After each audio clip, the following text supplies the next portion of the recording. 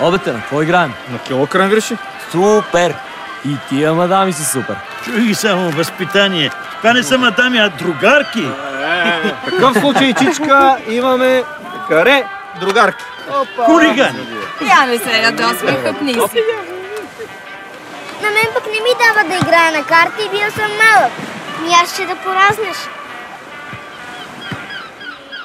Реших да го запиша в хора на пионерите.